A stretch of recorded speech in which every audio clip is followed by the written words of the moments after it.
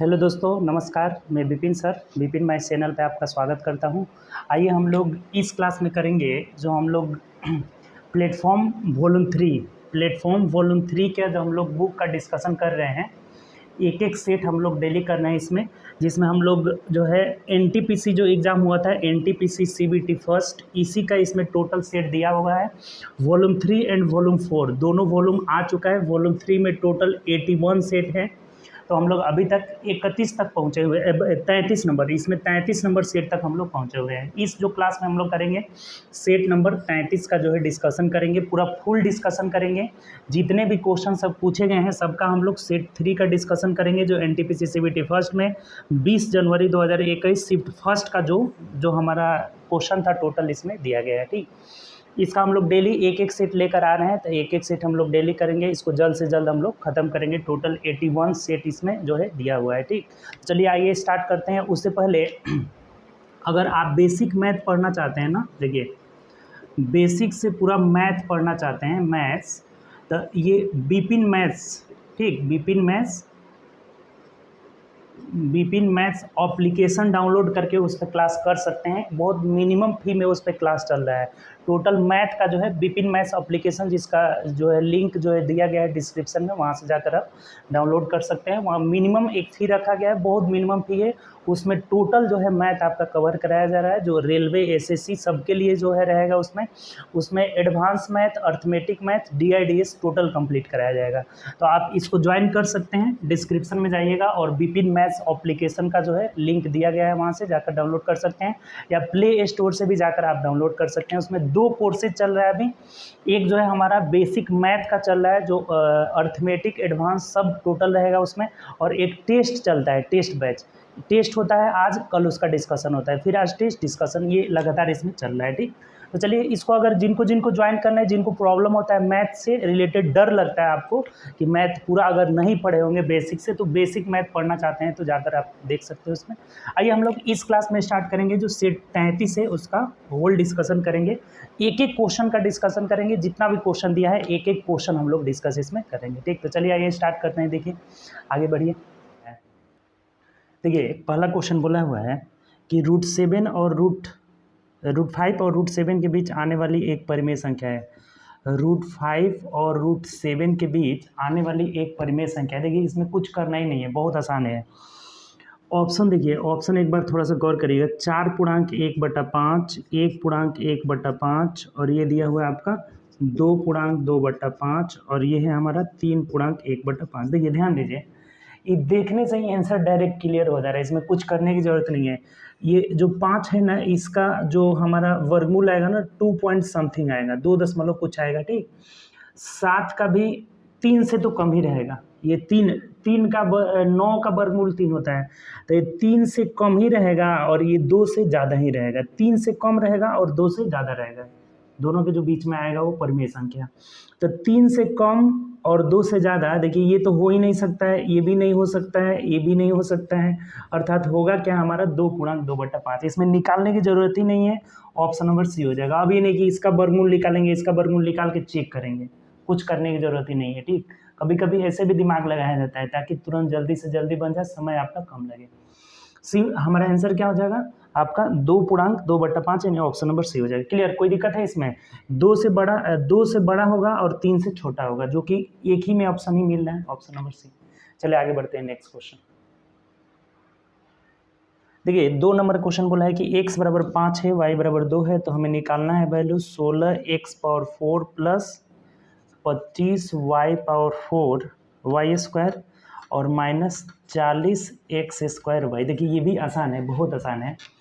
ये हमारा 4x² का होल स्क्वायर प्लस 5y का whole square, a² plus b² -2a, a के जगह 4x² लिखेंगे और b के जगह 5y लिखेंगे। तो देखिए 5 चौको 20 दूना 40 भी आ जा रहा है, अर्थात इसको लिख सकते हैं हम लोग क्या, तो 4x² माइनस 5y का होल स्क्वायर। यही हमारा ये फॉर्मूला के रूप में दिया हुआ है, 4x² माइनस 5y का होल स्क्वायर। अब सिंपल है, कुछ है ही नहीं, मान रख दीजिए।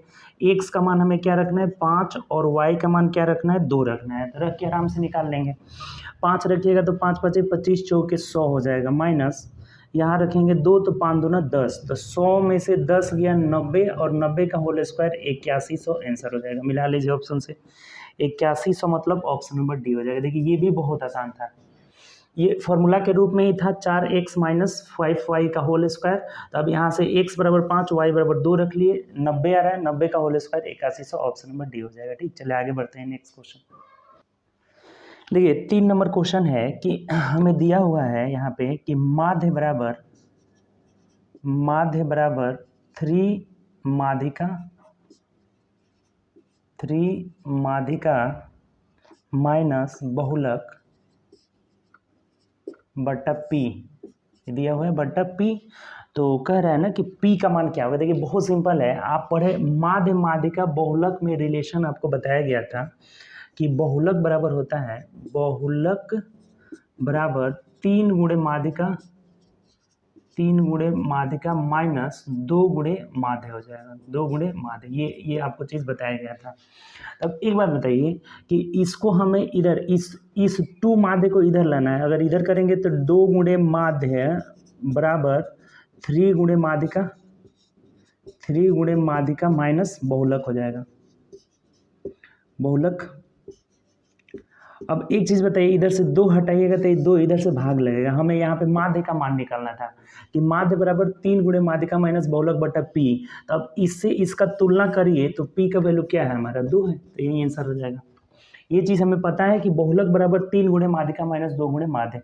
तो जब माध्य का मान निकालेंगे तो 3 गुणे माध्यिका माइनस बहुलक और बट्टा 2 हो जाएगा, यानी p का वैल्यू हमारा क्या हो जाएगा 2 हो जाएगा। यही हमारा आंसर होगा। ऑप्शन से मिला लीजिए तो ऑप्शन नंबर बी हो जाएगा। बात समझ में आया, कोई दिक्कत इसमें नहीं होना चाहिए। ठीक, चलिए आगे बढ़ते हैं नेक्स्ट क्वेश्चन। देखिए 4 नंबर क्वेश्चन कह रहा है कि 10 सेब के नमूने के एक सेब के औसत भार की गणना 104 ग्राम के रूप में किया गया। यानी कि 10 सेब का नमूना है और उसका एवरेज का गणना किया है ना, कि औसत दिया है उसका कि औसत इज इक्वल टू कितना है 104 ग्राम है। औसत का मतलब होता है कि प्रत्येक सेव का भार कितना है 104 ग्राम। 10 सेव का गणना किया गया है। अब कह रहे हैं कि बाद में यह पाया गया कि कांटे ने जो कांटा जो तौलने वाला होता है ना, उसकी बात कर रहे हैं कि कांटे ने प्रत्येक सेव का भार 20 ग्राम कम दिखाया था। तो उस नमूने के एक सेव का सही औसत भार क्या होगा। देखिए अब जो कांटा था वो 20 ग्राम कम दिखाया था, तो 20 ग्राम प्रत्येक का भार बढ़ जाएगा। तो प्रत्येक का भार बढ़ेगा अर्थात सही जो औसत हमारा होगा ना, सही औसत जो होगा, औसत इज इक्वल टू 104 प्लस 20 हो जाएगा, यानी कितना, तो 124 ग्राम हो जाएगा। इसमें कुछ करने की ज़रूरत ही नहीं है। देखिए एक बात बता रहे हैं आपको कि अगर क्वेश्चन में बोले कि प्रत्येक संख्या में 2 जोड़ा जा रहा है, प्रत्येक संख्या में 2 घटाया जा रहा है, तो नया औसत बताइए क्या होगा। तो डायरेक्ट जो काम बोलेगा ना संख्या में करने के लिए, वो काम हम औसत में कर देते हैं। पुराने वाले औसत में कर देंगे, सही औसत निकल जाएगा। तो पहले औसत 104 निकाला गया था। अब क्वेश्चन बोला है कि कांटा जो है 20-20 ग्राम कम दिखाया था, तो 20-20 ग्राम बढ़ेगा तभी सही औसत होगा। तो 20 ग्राम इसमें डायरेक्ट जोड़ देंगे, क्योंकि सब में 20-20 ग्राम बढ़ रहा है, तो हमारा सही औसत क्या हो जाएगा 124 ग्राम। ऑप्शन से देख लीजिए तो ऑप्शन नंबर बी हो जाएगा। इसमें कुछ गुणा भाग करने की जरूरत नहीं है, आप नोट करके इस बात को लिख लीजिएगा कि जो काम हमें कहा जाए प्रत्येक संख्या में, वो काम डायरेक्ट औसत में कर देंगे। अगर बोलेगा कि अभी 5 संख्याओं का औसत 10 है, प्रत्येक संख्या को 2 गुनी कर देते हैं तो सही औसत बताइए, तो 10 का 2 गुना कर देंगे 20 हो जाएगा। बोलेगा प्रत्येक संख्या को 2 से भाग दे देते हैं, तो 10 को 2 से भाग दे दीजिए 5 हो जाएगा। प्रत्येक संख्या में 5 जोड़ देते हैं, तो 10 में डायरेक्ट 5 जोड़ दीजिए 15 औसत हो जाएगा। जो काम संख्या में, इस बात को लिख लीजिएगा कि जो काम संख्या में कहा जाए वो काम हम प्रत्येक संख्या में कहा जाए वो काम डायरेक्ट एवरेज में कर लेंगे, और वही हमारा सही आंसर होगा। क्लियर, कोई दिक्कत इसमें। चलिए आगे बढ़ते हैं नेक्स्ट क्वेश्चन। 5 नंबर देखिएगा, कह रहा है कि 14 सेंटीमीटर और 7 सेंटीमीटर त्रिज्याओं वाले 2 संकेंद्री वृत्तों के बीच घिरे छल्ले के आकार का क्षेत्रफल। देखिए बहुत आसान है अभी। इसमें एक 14 सेंटीमीटर है बाहरी त्रिज्या, एक 7 सेंटीमीटर है। ये जो छल्ला घिरा है ना, इसी छल्ला का एरिया पूछ रहा है कि क्या होगा, इसी का एरिया। इसका जो बाहर वाला त्रिज्या है ना, बाहर वाला त्रिज्या बड़ा आर जो है 14 सेंटीमीटर है, और जो छोटा आर है ना, छोटा आर ये हमारा है कितना 7 सेंटीमीटर है। ठीक, बहुत आसान है। तो बोला है कि क्षेत्रफल क्या होगा, सिंपल है, ये जो घिरे हुए भाग का क्षेत्रफल है ना, तो पाई बड़ा आर स्क्वायर माइनस पाई छोटा आर स्क्वायर। देखिए एरिया जो होता है वृत्त का क्षेत्रफल पाई आर स्क्वायर होता है, तो अगर बड़ा पाई आर स्क्वायर में से छोटा पाई आर स्क्वायर घटा लेंगे तो ये जो छल्ला है ना उसी का एरिया निकल जाएगा, बहुत सिंपल है। अब इसमें से आप पाई कॉमन ले लेंगे, यानी कि 22/7 कॉमन ले लेंगे, तो ये 14 स्क्वायर माइनस 7 स्क्वायर हो जाएगा। अब देखिए बहुत सिंपल है, 22/7 into A plus B into A minus B, square करके घटाने की जरूरत नहीं है। 14×7 21 हो जाएगा, 14 में से 7 गए 7 हो गए, एक 7 से 7 खत्म हो जाएगा, 22 एकम 22, 22×2 44 हो जाएगा, यानी कि 2 6 4 462 सेंटीमीटर स्क्वायर, 462 सेंटीमीटर स्क्वायर, यही आपका आंसर हो जाएगा। मिला लीजिए ऑप्शन से, 462 centimetre square option number C में दिया है, तो C is the right answer. कोई दिक्कत है इसमें, सिंपल है। छल्ला का एरिया पाई आर स्क्वायर, बड़ा आर स्क्वायर माइनस पाई छोटा आर स्क्वायर। ठीक, चलिए आगे बढ़ते हैं नेक्स्ट क्वेश्चन। देखिए अगला जो क्वेश्चन है हमारा 6 नंबर, कह रहा है कि 51 और 85 का HCF जो हमारा दिया है ना, कितना दिया है कि 51 और 85 का HCF जो है ये दिया हुआ है कि 51m माइनस 85 के रूप में लिखा जाता है, तो निरूपित किया जाता है, तो m का मान निकाले। देखिए ये भी बहुत सिंपल है, 51 और 85 का HCF क्या होगा, तो सबसे बड़ी संख्या 17 है, जिससे 17 × 51 17 × 5 85 कट जा रहा है, अर्थात इन दोनों का HCF हमारा क्या होगा 17 होगा।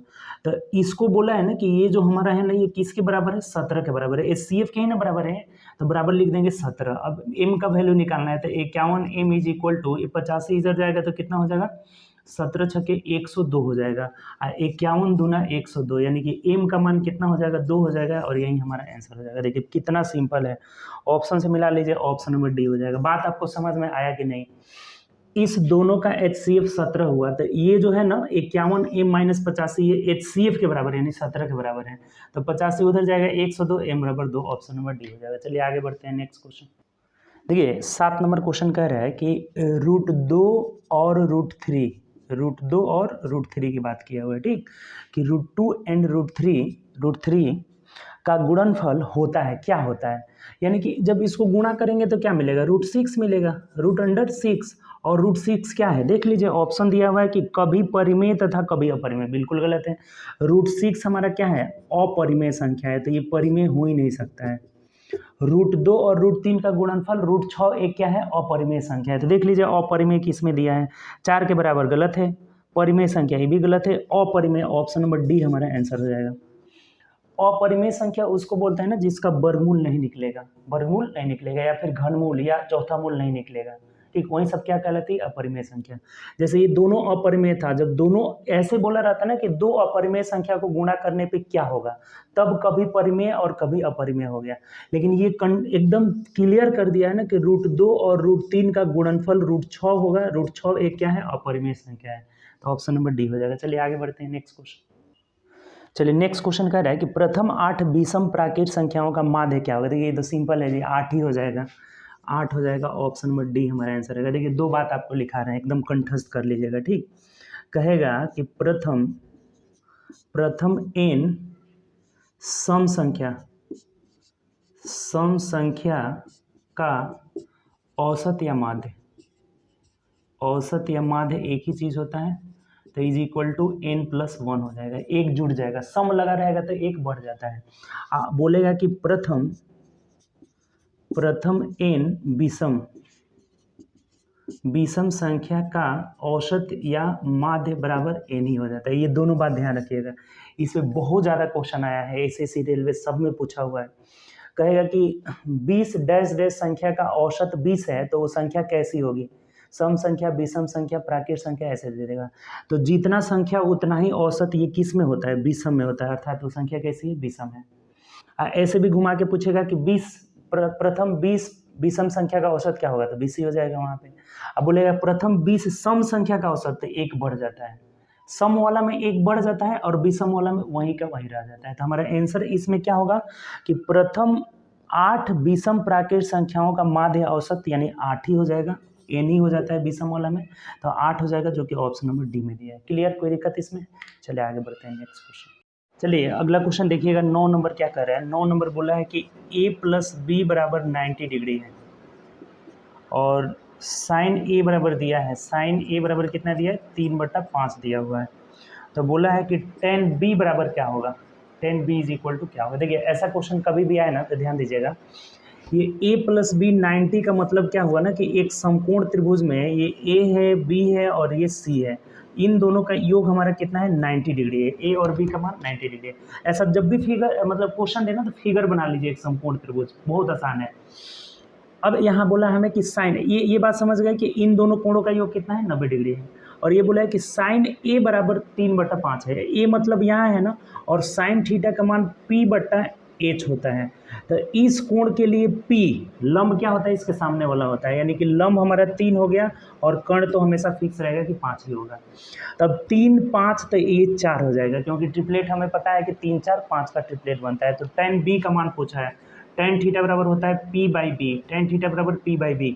तो इस b के लिए p क्या है? 4 है और बटा b हमारा 3 है, तो 4/3 इस क्वेश्चन का आंसर हो जाएगा। मिला लीजिए, 4/3 किस में दिया हुआ है? तो 4/3 ऑप्शन नंबर बी में दिया है, तो B is the right answer. बताइए क्लियर समझ में आया आपको कि नहीं? a प्लस बी 90 डिग्री जहाँ ऐसा दे एक समकोण त्रिभुज बना लेंगे। साइन ए का मान साइन थीटा बराबर p/h होता है और 3 इस a के लिए p 3 होगा और h तो हमेशा बड़ा वाला होता है, ये वाला, ठीक। अब tan b का मान पूछा है, तो इस b के लिए, ये b एंगल के लिए ये परपेंडिकुलर हो जाएगा और ये बेस हो जाएगा। तो tan थीटा बराबर p/b यानी कि 4/3 हमारा आंसर हो जाएगा, ऑप्शन नंबर बी हो जाएगा। कोई समस्या है इसमें? चलिए आगे बढ़ते हैं नेक्स्ट क्वेश्चन। नेक्स्ट क्वेश्चन देखिएगा, 10 नंबर कह रहा है कि 4 अंकों की वह बड़ी से बड़ी संख्या कौन सी है जो 83 से पूर्णतः विभाजित। देखिए बहुत सिंपल है, सबसे पहले तो 4 अंकों की बड़ी संख्या 9999 है। अब 83 से पूर्णतः विभाजित है, यानी कि 83 से भाग देकर जो शेष आएगा उसको घटा लेंगे, इसमें से आसान है। 83 एकम 83 हो जाएगा, 9 में से 3 गया 6, 9 में से 3 गया 6, और यहाँ कितना बचा आपका? 9 में से 8 गया 1 हो जाएगा, ठीक। और यहाँ देखिए 9 उतर जाएगा, फिर 8 दूना 16, 3 दूना 6, यानी 2 मार्क में आराम से चल जाएगा। 3 दूना 6, 8 दूना 16 हो जाएगा, यानी कि 3 बचा, फिर 9 बचा, 3, यानी 39 रिमाइंडर बच जा रहा है। तो इसमें से 39 घटा दीजिए, यानी कि संख्या इज इक्वल टू हो जाएगा, 9 में से 9 गया 0 हो जाएगा, 9 में से 3 गया 6 हो जाएगा, और ये 99 हो जाएगा। 99 से 60 हो जाएगा, यही हमारा आंसर हो जाएगा। देख लीजिए 99 60 किस ऑप्शन में दिया है? ऑप्शन नंबर सी में दिया है। बात समझ में आया जी? कोई दिक्कत है इसमें? बोला है कि 4 अंकों की बड़ी संख्या 9999 83 से पूर्णतः विभाजित है, यानी इसको 83 से भाग दिए तो रिमाइंडर 39 आ रहा है, 39 इसमें से घटा देंगे, 99 60 हमारा आंसर हो जाएगा, ठीक। चलिए आगे बढ़ते हैं नेक्स्ट क्वेश्चन। देखिए 11 नंबर क्वेश्चन कह रहा है कि √3 प्लस √11 का होल स्क्वायर, ठीक। ये बोला है का होल स्क्वायर एक कैसी संख्या है? प्राकृत संख्या, पूर्ण संख्या? देखिए बहुत सिंपल है अभी, इसका वर्ग कर लीजिएगा, तो वर्ग करिएगा तो a² + b² + 2ab, a plus B के होल स्क्वायर रूप में है, तो a² यानी √3 का होल स्क्वायर 3 और √11 का होल स्क्वायर 11, तो 11 3 कितना हो जाएगा? 14 प्लस 2ab, a की जगह √3 और b की जगह 11, यानी 11 3 कितना हो जाएगा? 33 हो जाएगा। अब एक बात ध्यान दीजिएगा यहाँ से कि ये एक परिमेय संख्या है, 2 भी एक परिमेय संख्या है, लेकिन ये आपका क्या है? अपरिमेय संख्या है। तो कभी भी हम परिमेय में अपरिमेय जोड़ेंगे तो वो अपरिमेय हो जाएगा, अपरिमेय में अपरिमेय जोड़ेंगे फिर भी अपरिमेय होगा, अपरिमेय में अपरिमेय से गुणा करेंगे तो कभी परिमेय कभी अपरिमेय हो सकता है। अभी क्वेश्चन आया हुआ था, ठीक। जब दोनों अपरिमेय रहेगा और दोनों अलग अलग रहेगा तो अपरिमेय ही मिलेगा, दोनों सेम रहेगा तो परिमेय मिलेगा। अर्थात परिमेय और अपरिमेय दोनों जोड़ेंगे तो हमारा आंसर हमेशा अपरिमेय आएगा। अर्थात ये क्या है? एक अपरिमेय संख्या है, अपरिमेय संख्या है। देखिए इससे 2 क्वेश्चन अभी तक आ चुका। अपरिमेय मतलब ऑप्शन से देख लीजिए, अपरिमेय किस में दिया है? तो ऑप्शन नंबर सी हमारा राइट आंसर होगा। कोई समस्या इसमें है?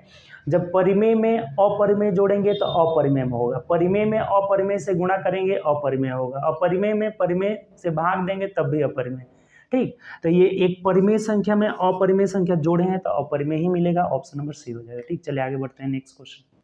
देखिए 12 नंबर क्वेश्चन कह रहा है कि √7 + √9 इंटू 7 माइनस √9। देखिए बहुत बच्चे इसमें गलत करेंगे, ठीक। ये a plus B into A minus B, यानी A square minus B square. तो ए स्क्वायर मतलब √7 का whole square 7 minus B square मतलब 9 का होल स्क्वायर 9, और हमारा आंसर -2 होगा। बहुत बच्चे जल्दीबाजी में ना 2 आंसर करके निकल जाएंगे और गलत हो जाएगा, ठीक। a plus B into A minus B, यानी A square minus B square, यानी हमारा -2 होगा। ऑप्शन से मिला लीजिए, तो ऑप्शन नंबर डी हमारा राइट आंसर है। कोई समस्या इसमें बताइए? कोई दिक्कत नहीं है। चलिए आगे बढ़ते हैं नेक्स्ट क्वेश्चन। देखिए अगला क्वेश्चन है कि 3/8 का दशमलव प्रसार। अब देखिए 3/8 अगर ये पूछा रहता ना कि ये शांत है कि अशांत है, तब तो आज देख कर क्या पता लगा लेते हैं कि ये शांत है। तो वही क्वेश्चन पूछ दिया है ना। शांत होने के लिए आपको बताया था कि हर अगर सिर्फ 2 रहे या फिर सिर्फ 5 रहे या 2 5 रहे तो शांत भिन्न होता है, बाकी अगर कोई अंक आ जाए तो अशांत होता है। तो हमें बोला है कि इसका दशमलव प्रसार कितने अंक के बाद समाप्त हो जाता है, तो इसके लिए तो भाग देना होगा। 3 के में 8 से भाग दीजिएगा तो यहाँ कुछ नहीं है, दशमलव लगाएंगे तो 0 होगा। 8 3 के 24 हो जाएगा। 6 30 बचा, 0 बचा, 8 7 56 हो जाएगा। 4 बचा, 0 8 बचे 40, यानी 3 अंक के बाद ये क्या हो जा रहा है, समाप्त हो जा रहा है। इसका 0.375 अर्थात 3 अंक के बाद समाप्त हो जा रहा है दशमलव प्रसार। यानी आंसर से देख लीजिए 3 अंक इसमें लगाया है, तो ऑप्शन नंबर सी में दिया है। बात क्लियर हुआ? इसमें कोई दिक्कत नहीं है। भाग दे दिए तो 3 अंक के बाद दशमलव प्रसार खत्म हो गया, यानी कि आंसर हमारा सी हो जाएगा। चलिए आगे बढ़ते हैं नेक्स्ट क्वेश्चन। देखिए नेक्स्ट क्वेश्चन है, कह रहा है कि कितने वर्षों में 1600 की राशि चक्रवृद्धि ब्याज के 15% वार्षिक दर से 2116 हो जाएगी। ये तो बहुत सिंपल है जी। ए बराबर होता है P इंटू 1 प्लस R बट्टा 100 के पावर n, यानी समय हमें निकालना है। तो A बट्टा P कर देते हैं। A का मान कितना है इसमें, 2116 बट्टा P का मान कितना है आपका 1600 है, बराबर 1 प्लस R बट्टा 100। R रेट दिया हुआ है यहाँ पे, रेट 15% हमारा दिया हुआ है, ठीक। 15/100 का पावर कितना हो जाएगा n। अब देखिए यहाँ से ध्यान दीजिएगा, इसको कटाइएगा आप ना, इसको कटा दीजिए तो ये 4 चौके 16 हो जाएगा। यहाँ भी 4 से कट जा रहा है, 4 5 20 और 1 बचा, 4 दूना 8 3 11 4 9 36 हो जाएगा, ठीक। 4 9 36, 4 5 20 1 21, 4 दूना 8 9 10 11 और 4 9 36। अब एक चीज़ देखिए यहाँ से, एक कटाइएगा तो 5 3 15 और 5 20 से 100 हो गया। अब एक देखिए ये 20 और 1 21 यानी कि 23 हो जाएगा। 20 से कम 20 1 23, 23/20 इधर आ जा रहा है। और ये बड़ी गौर से देखिएगा तो ये 23/20 का होल स्क्वायर इधर दिया हुआ है, होल स्क्वायर, और बराबर इधर है 23/20 के पावर n है।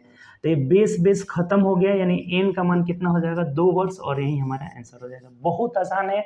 जब भी आपका समय पूछे या दर पूछे तो आप इस फॉर्मूला का यूज कर लीजिए, a बराबर P इंटू 1 प्लस R बट्टा 100 के पावर n, आसानी से निकल जाएगा। कोई दिक्कत है इसमें? a बट्टा p कर लिए, कटा दिए।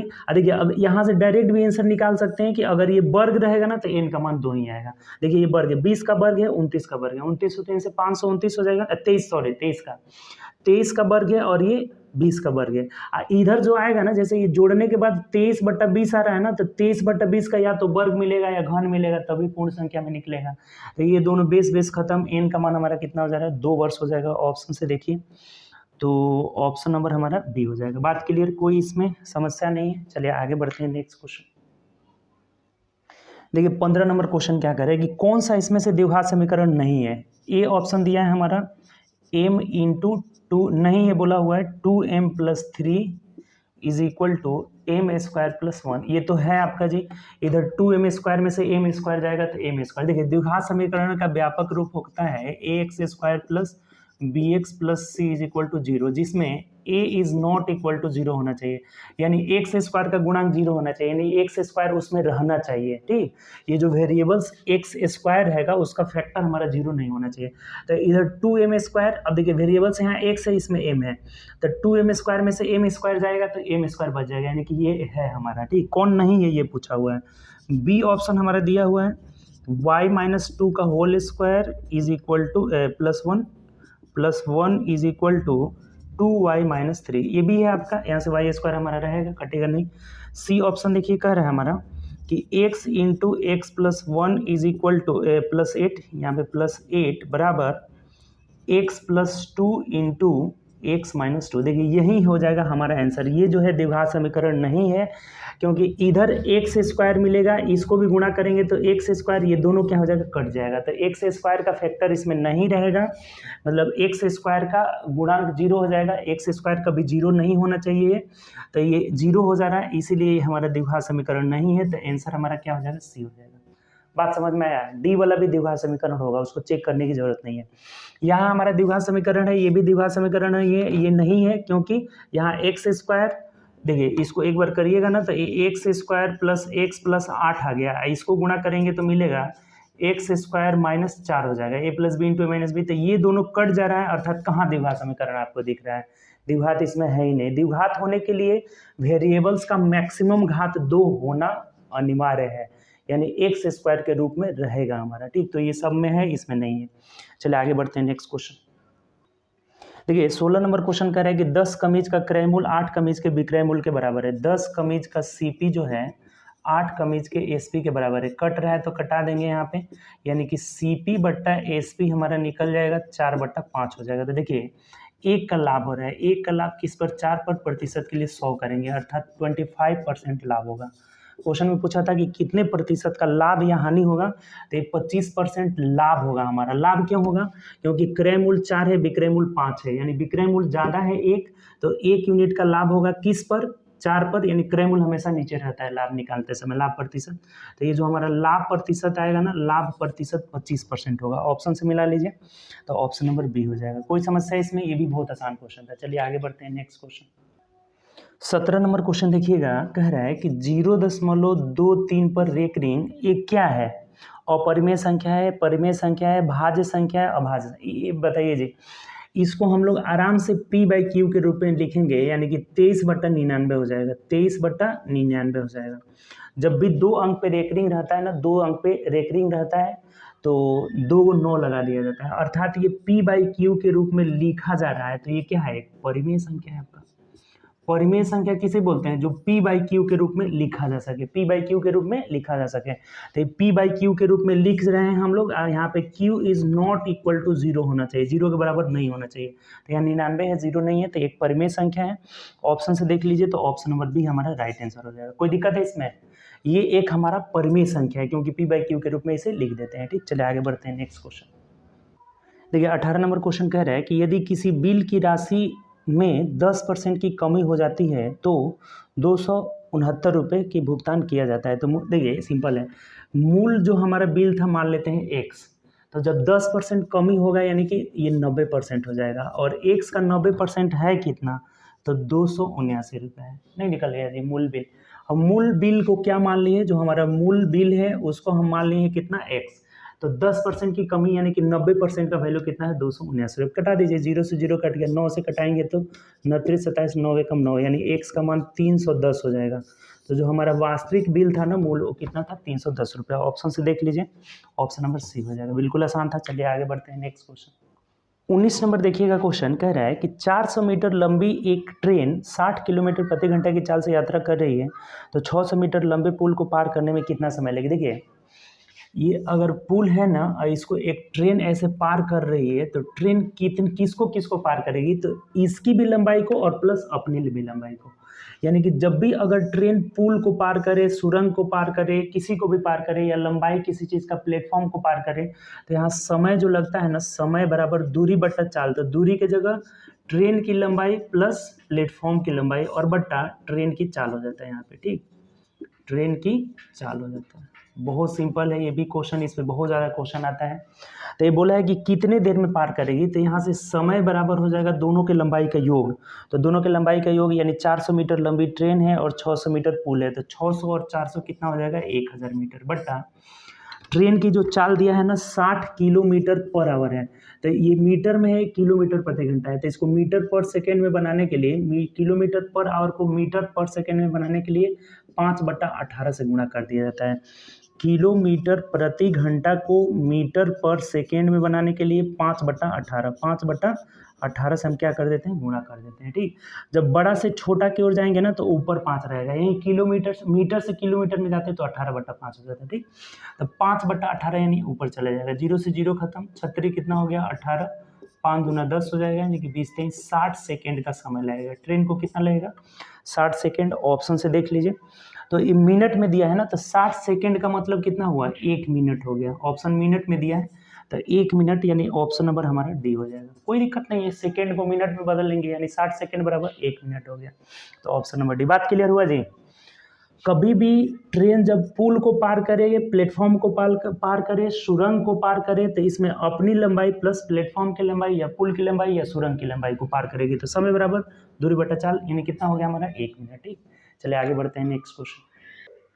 देखिए अगला क्वेश्चन कह रहा है कि उस घन का आयतन क्या होगा जिसका कुल पृष्ठीय क्षेत्रफल 1944। अब देखिए घन के बारे में, घन का पृष्ठीय क्षेत्रफल, घन का पृष्ठीय क्षेत्रफल इज इक्वल टू 6L² होता है, और घन का आयतन जो होता है ना, घन का आयतन, तो घन का आयतन बराबर होता है L³ होता है, भुजा क्यूब हो जाता है। ठीक, तो अगर पृष्ठीय क्षेत्रफल इसका मान दिया हुआ है, यानी कि 6L² इज इक्वल टू कितना दिया हुआ हमारा? तो पृष्ठीय क्षेत्रफल 1944 दिया हुआ है, तो कटा दीजिए, 36 18 हो जाएगा और 1 19 हो जाएगा, यानी कि 6 दूना 12 13 14 6 चौके 24 हो जाएगा, यानी L² बराबर 324, तो L बराबर हमारा 18 हो जाएगा। 324 का वर्गमूल कितना है? 18 है। तो अब आयतन पूछा हुआ है, तो 18 का क्यूब नहीं कर देंगे, L³ हो जाएगा, L³ हो जाएगा, यानी 18 गुणे 18 गुणे 18 हो जाएगा। तो 18 का स्क्वायर 324 में 18 से गुणा कर लीजिए, 18 चौके 72 कर दो 7 हो जाएगा, 18 दूना 36 और 7 36 7 6 13, यानी 43 कर 3 हासिल 4 हो जाएगा, 18 3 54 और 4 कितना हो जाएगा? 5732 हो जाएगा। 5732 देख लीजिए, एक मिनट, 54 4 58 हो जाएगा ना जी, 18 3 54 और 4 58 यहाँ पे हो जाएगा, तो 5832 सेंटीमीटर क्यूब में हो जाएगा। सेंटीमीटर में इन्हें दिया है, तो सेंटीमीटर क्यूब होता है कभी भी आयतन का मात्रक, तो 5832 centimetre cube, option number C हो जाएगा। उम्मीद करें बात समझ गए होंगे, आसान सा क्वेश्चन था। इसको थोड़ा सा इधर लिख दिया जाता है। ठीक, इसको गुणा करेंगे तो कितना आएगा हमारा? 5832 सेंटीमीटर क्यूब हो जाएगा। ठीक, बात क्लियर हुआ है चीज?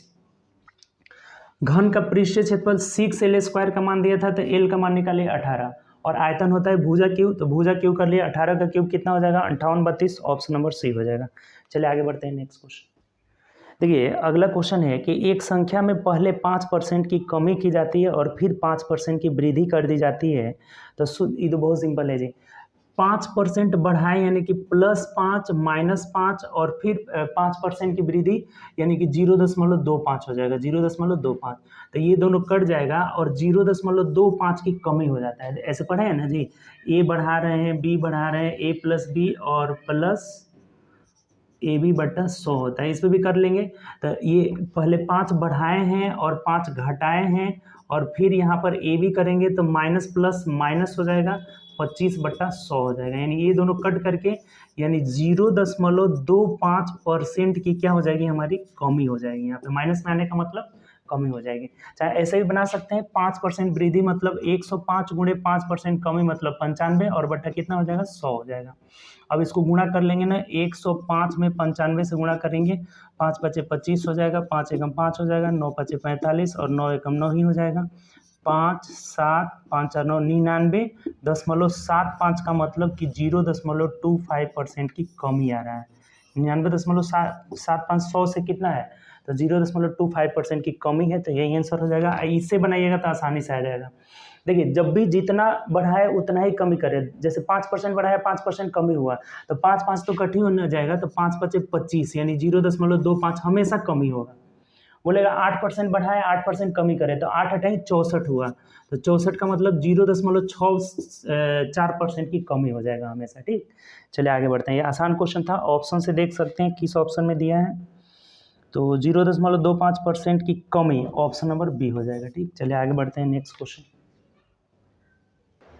देखिए अगला जो हमारा क्वेश्चन है ना 22 नंबर, कह रहा है कि एक शहर का नक्शा 1:15,000 है ना जी, 1,50,000 दिया हुआ है, 15 पर 4 गो जीरो है, के पैमाने पर तैयार किया गया है। तो इस नक्शे में दो शहर ए और बी के बीच की दूरी दिया हुआ है। ठीक, कह रहा है कि इस नक्शे पर दो शहर ए और बी के बीच की दूरी, ए और बी के बीच की दूरी 6 सेंटीमीटर है, 6 सेंटीमीटर है, तो दोनों शहरों के बीच की वास्तविक दूरी क्या होगी? देखिए ध्यान दीजिए थोड़ा सा, ये क्वेश्चन थोड़ा समझने वाला है। कह रहा है ना कि 1:1500 का मतलब क्या हुआ कि एक यूनिट को हम 1500 मानते हैं, एक यूनिट को 1500 मानते हैं। तो जब एक यूनिट का वैल्यू यहाँ से 1500 नहीं 1,50,000 सेंटीमीटर है, तो 6 यूनिट का वैल्यू कितना होगा? 6 सेंटीमीटर है सर की। 1 अनुपात इतना का मतलब कि 1 सेंटीमीटर, एक यूनिट को आप 15/4 यानी 1,50,000 सेंटीमीटर मानते हैं। तो 6 यूनिट का वैल्यू यानी कि 6 से गुणा कर देंगे इसको, 6 × 15/4 हो जाएगा, यानी कितना हो जाएगा? 15 छके 90 और 4 गो जीरो और बैठा देंगे तो इतना सेंटीमीटर में होगा। तो ऑप्शन देखिए किस में दिया है? ऑप्शन किलोमीटर में दिया है ना हमें, ऑप्शन किलोमीटर में दिया है। तो सेंटीमीटर को अगर मीटर में बदलेंगे तो 1000, और फिर मीटर को सेंटीमीटर को मीटर में बदलेंगे तो 100 से भाग देंगे, अब मीटर को किलोमीटर में बदलेंगे तो फिर 1000 से भाग देंगे, यानी कि 3 2 5 को जीरो इसमें कट जाएगा, 2 2 4 1 5 जीरो बढ़ जाएगा, यानी कि 9 किलोमीटर आपका क्या हो जाएगा? आंसर हो जाएगा। दोनों शहरों के बीच की दूरी कितनी है? 9 किलोमीटर। ऑप्शन से देख लीजिए, तो ऑप्शन नंबर सी में दिया है। बताइए कोई समस्या है?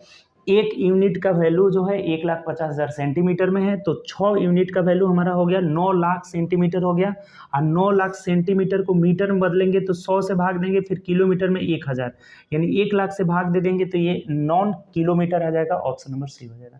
चलिए आगे बढ़ते हैं नेक्स्ट क्वेश्चन। 23 नंबर क्वेश्चन देखिएगा, कह रहा है कि m+3, m+5, m+6, m+9 तथा m+12, m+12 के माध्य क्या होंगे? माध्य बराबर क्या होता है? ये सबको जोड़ करके और 1 2 3 4 5 5 को संख्या उसे भाग दे दीजिए। तो सबको पहले जोड़िए, माध्य निकाल लेते हैं डायरेक्ट। माध्य बराबर कितना हो जाएगा? 5m+5 3 8 6 14 और 9 23, 23 और 12 कितना हो जाएगा? 23 12 यानी कि 35 हो जाएगा, बट्टा क्या को संख्या है? 23 12 35, और संख्या क्या है? 5, तो 5 से भाग दे देंगे, यानी कि 5 से कट जाएगा, m+7 जो हो जाएगा हमारा आंसर हो जाएगा। m+7 देखिए किस ऑप्शन में है? तो ऑप्शन नंबर ए में दिया है, तो ए इज द राइट आंसर। कोई समस्या है इसमें? जोड़ करके जितनी संख्या रहता है उसे भाग दे देंगे, एवरेज या माध्य निकल जाएगा। चलिए आगे बढ़ते हैं नेक्स्ट क्वेश्चन। देखिए 24 नंबर क्वेश्चन कह रहा है कि 1 + tan 15 डिग्री और इंटू कॉट 75 डिग्री, इसका वैल्यू हमें निकालना है कि क्या होगा।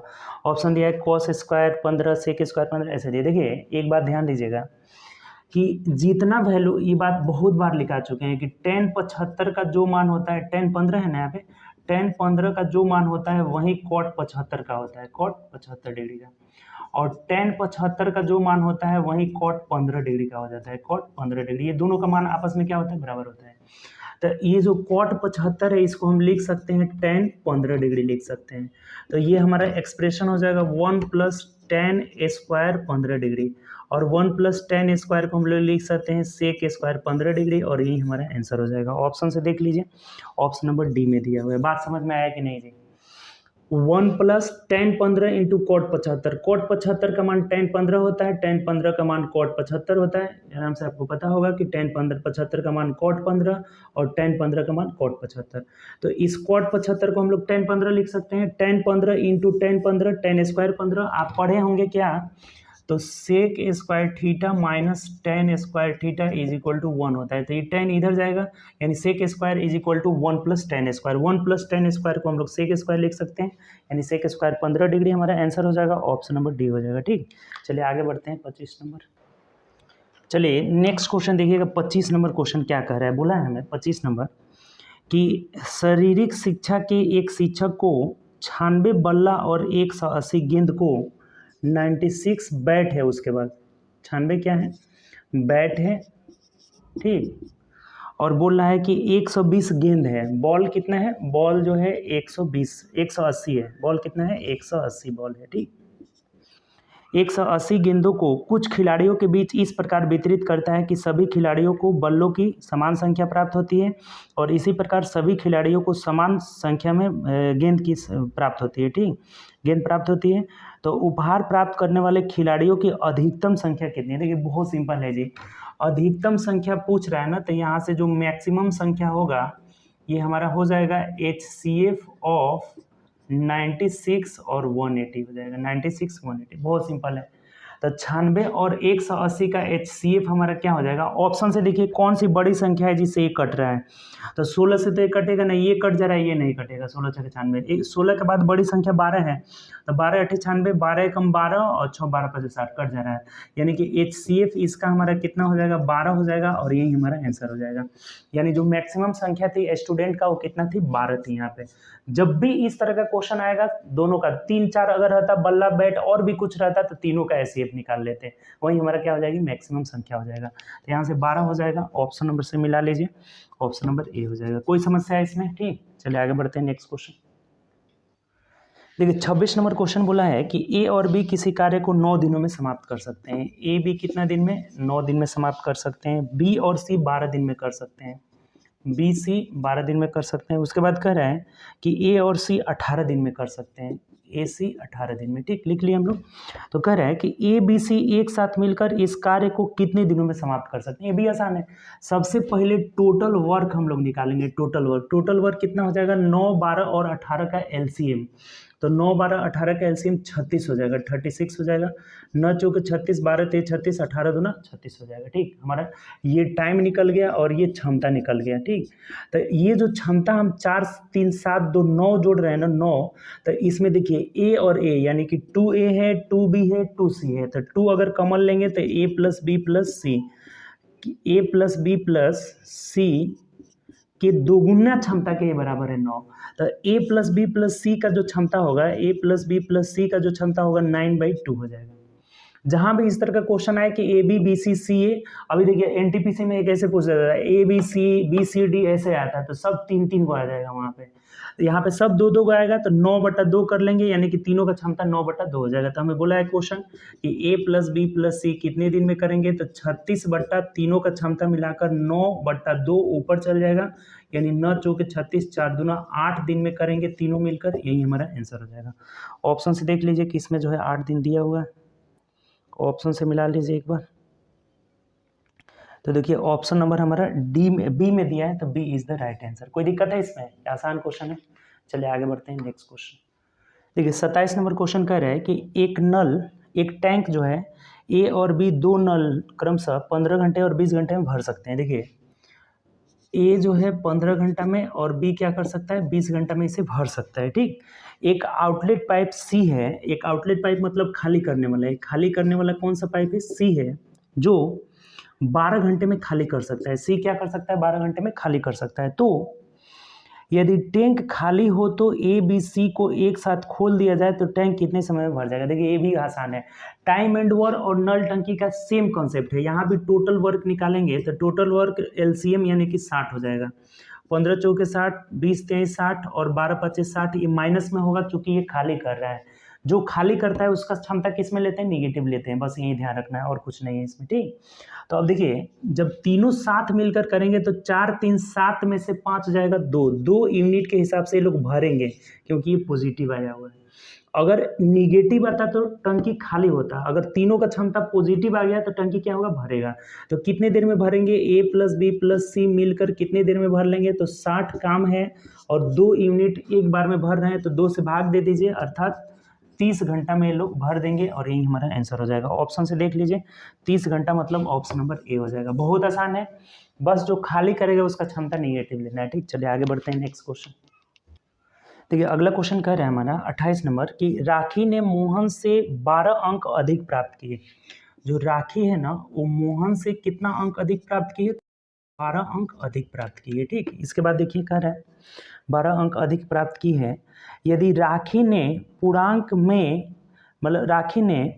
200 में 54% पाई। अब एक बात बताइए कि अगर राखी जो है 200 में 54% पाई, यानी कि 54/100 कर लीजिए, तो 54 दूना कितना हो जाएगा, 108।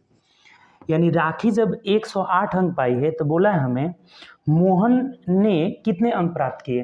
तो राखी अगर 108 अंक पाई है तो मोहन इससे 12 अंक कम प्राप्त करेगा, क्योंकि राखी जो है मोहन से 12 अंक अधिक पाई है। तो इसमें से 12 घटा दीजिए, यानी कितना हो जाएगा, 8 में से 2 गया 6, 96 अंक जो है मोहन प्राप्त किया है। कितना, 96 अंक।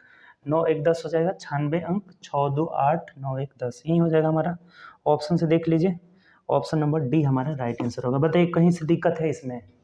देखिए एक बार और समझ लीजिए, राखी जो है मोहन से 12 अंक अधिक पा रही है, ठीक। और राखी का बोला है कि 200 के पूर्णांक में 54% यानी 108 अंक पाई है, तो ये 12 अंक इससे अधिक है, तो इसका निकलना होगा, तो 12 अंक घटा देंगे, 96। ऑप्शन नंबर डी हो जाएगा, ठीक। चलिए आगे बढ़ते हैं नेक्स्ट क्वेश्चन। चलिए आगे बढ़ते हैं। 29 नंबर क्वेश्चन देखिए, एक तालिका पे आधारित है, ठीक। कह रहा है हमें कि नीचे दी गई तालिका विभिन्न कक्षा के छात्रों के विभिन्न विषय में उत्तीर्ण प्रतिशत का अनुत्तीर्ण छात्रों की संख्या दिखाया गया है। ये छात्रों के उत्तीर्ण का प्रतिशत दिखाया है और अनुत्तीर्ण का क्या लिखा है? संख्या दिखाया है हमें, ठीक। जो फेल हुए हैं उनकी संख्या है और जो पास हुए हैं उनका प्रतिशत दिया हुआ है, ठीक। तब पढ़िए क्वेश्चन क्या कर रहा है। 29 नंबर कह रहा है कि दी गई तालिका के अनुसार 11वीं कक्षा में उत्तीर्ण होने वाले छात्रों की संख्या कितनी है। देखिए 11th में जो अंग्रेजी विषय है इसमें 40% छात्र क्या हुए हैं? पास हुए हैं। यानी आप पूछ रहे हैं कि अनुत्तीर्ण होने वाले छात्रों की प्रतिशत पूछा है ना, नहीं, उत्तीर्ण होने वाले छात्रों की संख्या कितना है, उत्तीर्ण होने वाले छात्रों की संख्या कितनी है। अर्थात जब 40% इसमें पास हुए हैं, 11th की अगर बात करें तो पास हुए हैं 40%, तो फेल कितने हुए हैं? 60% हुए हैं। और इसी 60% का वैल्यू कितना है? 360 है।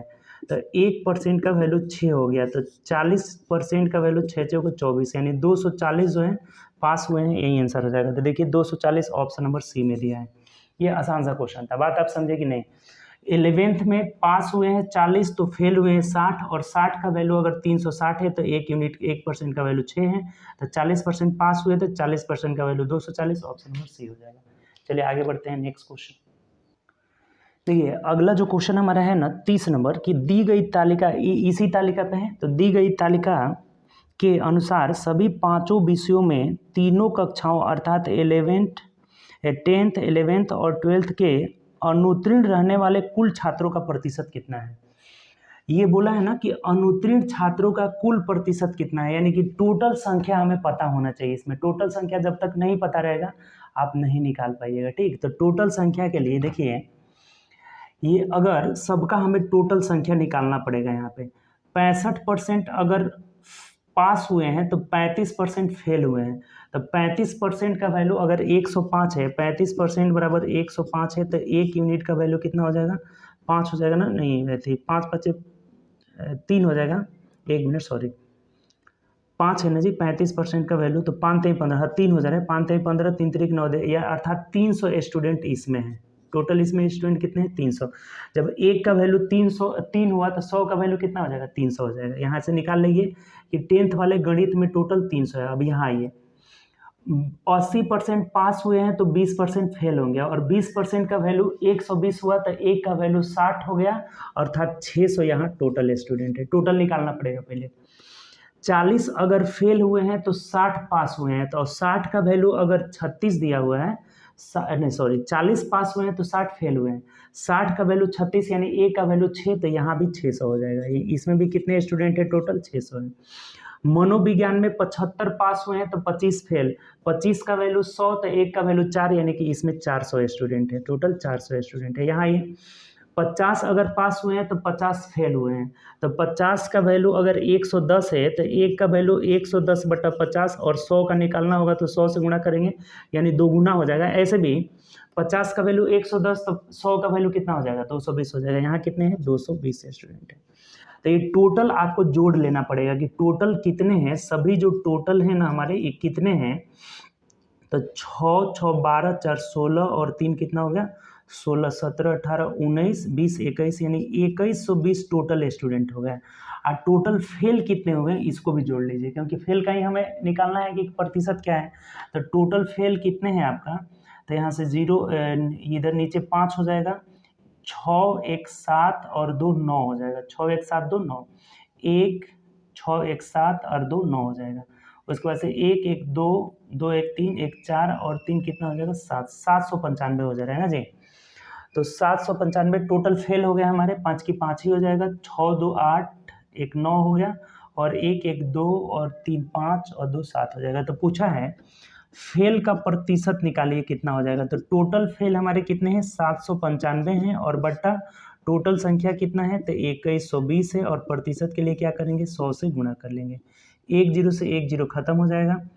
अब 2 से कटाइएगा इसको, तो 2 एकम 2, 2 छके 12 हो जाएगा, और 2 बचे यहाँ से 10 हो जाएगा हमारा। ठीक, अब नहीं कट रहा है, इसको भाग देकर देख लीजिए कितना आएगा, वही हमारा आंसर हो जाएगा।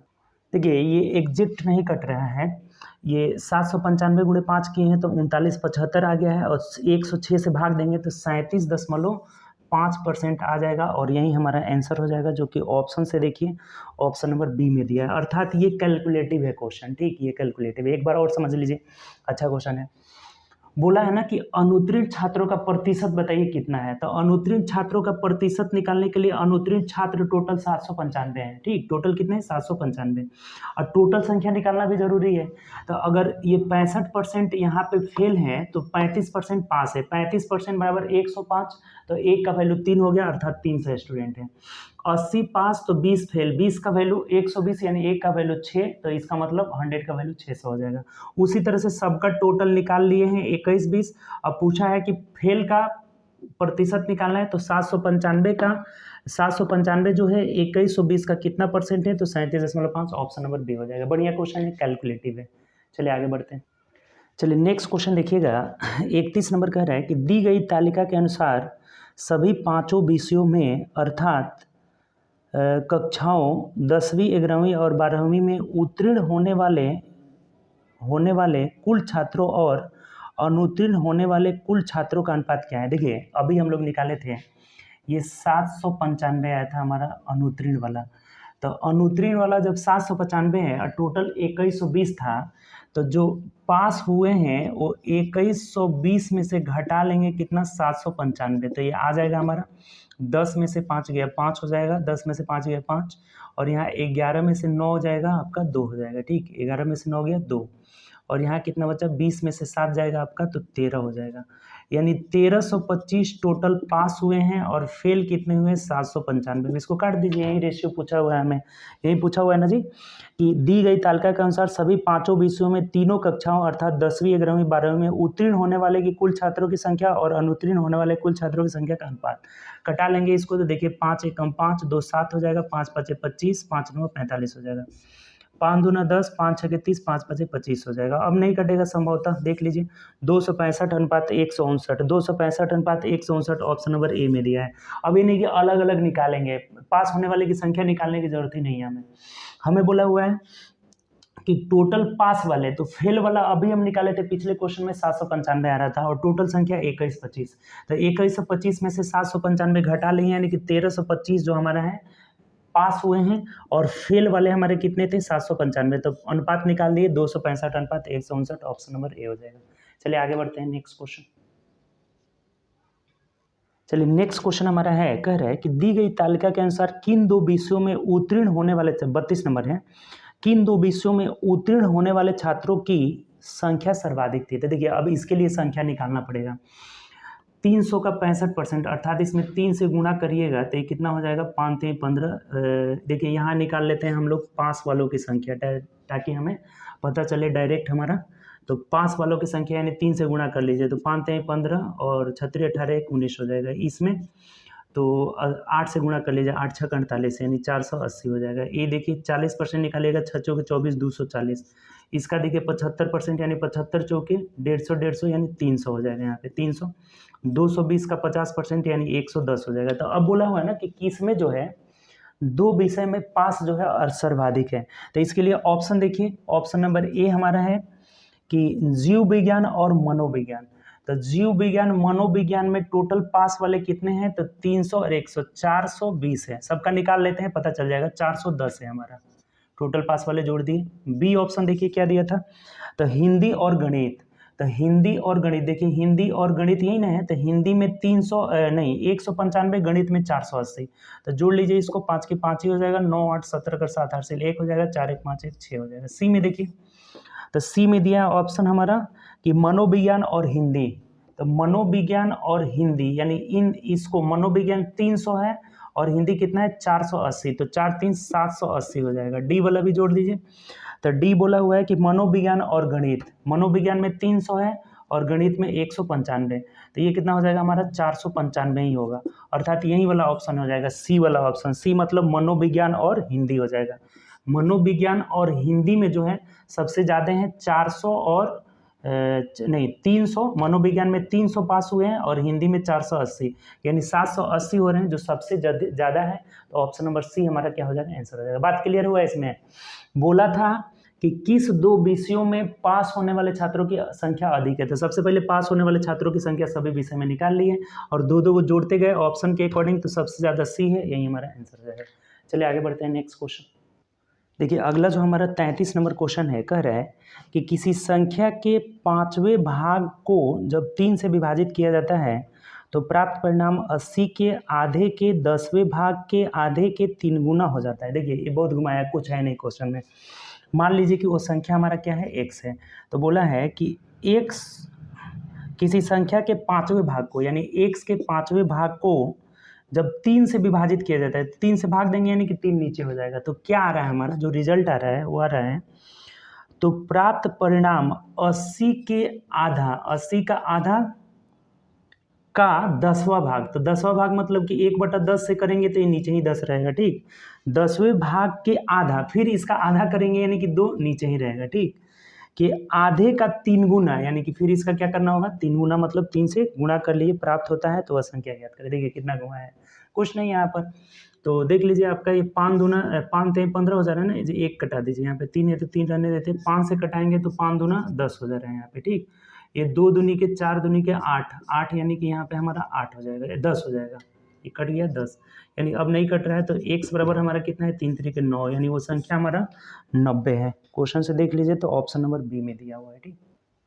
तो यही हमारा 90 हो जाएगा, ऑप्शन से देख लीजिए तो ऑप्शन नंबर बी में दिया हुआ है, ठीक। बात क्लियर हुआ जी? देखिए एक बार और समझ लीजिए कि किसी संख्या के 5वें भाग को 3 से भाग देने पर, संख्या x मान लिए तो इसके 5वां भाग यानी 1/5, इसको 3 से भाग देने का मतलब 3 नीचे ही रहेगा, 5 में ही गुणा हो जाएगा।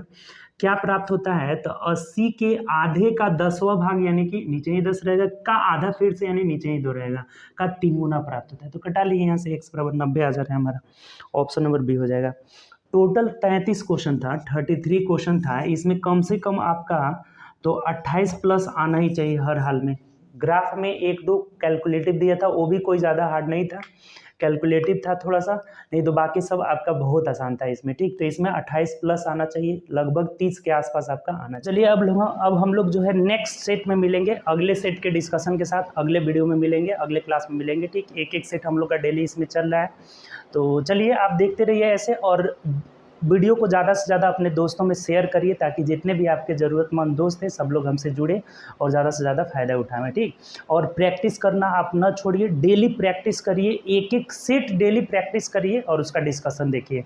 लगातार जो है हम लोग का चल रहा है, ये 33 नंबर सेट का हम लोग पूरा इसमें डिस्कस किए, एकदम अच्छे अच्छे क्वेश्चन थे इसमें, ठीक, बढ़िया क्वेश्चन थे, टोटल हम लोग क्वेश्चन का डिस्कशन किए, ठीक। तो चलिए अगर बेसिक मैथ पढ़ना चाहते हैं तो शुरू में बताए भी थे, आप विपिन मैथ्स एप्लीकेशन जो है डाउनलोड करके उससे जुड़ सकते हैं और बेसिक से पूरा मैथ आप इसमें पढ़ सकते हैं, ठीक, जिसका लिंक जो है डिस्क्रिप्शन में दिया हुआ है। तो चलिए हम लोग नेक्स्ट क्लास में मिलेंगे, अब कल जो है अगला क्लास होगा जो हम लोग का नेक्स्ट सेट के साथ मिलेंगे, ठीक। तो चलिए ओके बाय, टेक केयर, अपना ध्यान रखिए और ज़्यादा से ज़्यादा प्रैक्टिस करिए।